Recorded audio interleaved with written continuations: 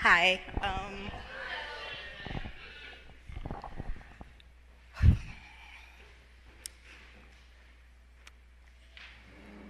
In 2012, June of 2012, at 46 years old, with my 14-year-old son and my 10-year-old daughter, I left my husband of 16 years of marriage to come from Illinois to Madison, Wisconsin. My mother at the time needed help, so I came to help my mother. I That was in 2012. In November of 2012, I divorced my husband of 16 years and completely was in Madison, Wisconsin. And a year later, December 30th, 2013, I met with an oncologist at UW Hospital and discovered that I was diagnosed with HERS2, stage 4, breast cancer, metastatic in my left breast. At the time I met with him, my mother was in the waiting area, and he said to me, the life expectancy for metastatic breast cancer is 5 years. I don't know how long you're going to live, but I'm going to do my best. And I just lost it. I went into a complete shock. I was upset. I kept thinking, here I am trying to start my life all over again. I've got 2 kids. I've got a mother to take care of. How am I going to do this? And I remember telling him, I can't do this. I can't tell my mother. You have to tell my mother. So she went into the room because she was in the waiting area, and he went and he talked to her. After he left, his nurse and his social worker came in, and they looked at me and they said, "It's okay. We know people that have lived past the 5-year mark. He needs to tell you these things so you don't," how did he put it? She said, "He needs to tell you these things so that you will have the information you need." So in February of 2014, I started treatment, really heavy chemo treatment. I lost my hair. I was sick. But one of the things I did not lose was the support of my mother, my coworkers, and the friends that I had made in Wisconsin when I moved. That was one of the things that kept me going. By April of 2014, my cancer was contained in the lungs, and the tumors started to reduce in my breast. I was extremely happy because I did not have to take the heavy chemo anymore, but I was still on treatment. Always will be on treatment because the cancer I have is not curable. I was receiving treatment, my life was changing, I was growing, I had a relationship with my children.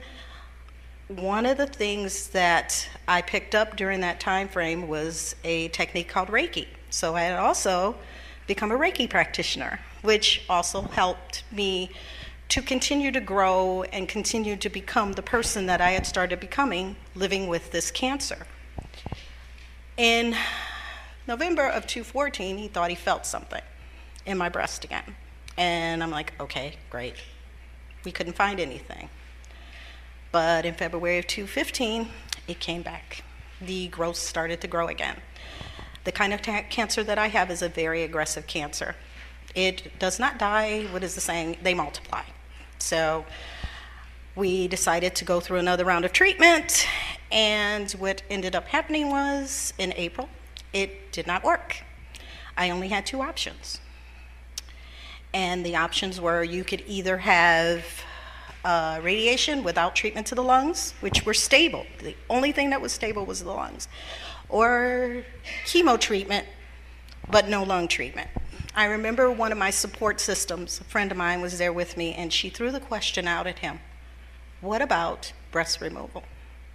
The beginning of my treatment, that was not an option because they wanted to get the cancer under control. So he said, well, I can't do it, but I'll send you to a surgeon. He sent me to a surgeon, and the surgeon approved the removal.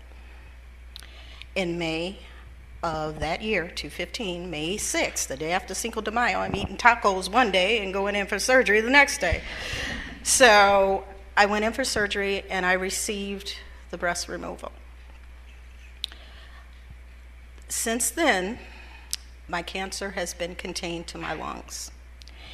It's not in remission because it's not that type. I receive treatment every 3 weeks. I have gained a really great rapport with my oncologist. My Reiki in the last 3 years has expanded. I have become now a Reiki master instead of a practitioner. I got to see my son graduate high school. He's going to be 21 in December. My daughter is 16. The thing that amazes me the most is I met someone in the process of this, my sweetheart down here, and I never thought, and it amazes me how he has been very supportive of me as well as everyone in my support system that I've had. This is what has kept me going. My Reiki keeps me going. The love that everybody has shown me has kept me going. But the amazing thing is, and I wasn't thinking about this, December 30th, 2018 was my 5-year mark. February this year was the first time I had received treatment 5 years ago. So it made me think back of something my father said. My last name is Shepherd, and growing up, my late father, because he died in 2011, he said to me, always used to say this to me, shepherds never quit. We are fighters. We never give up.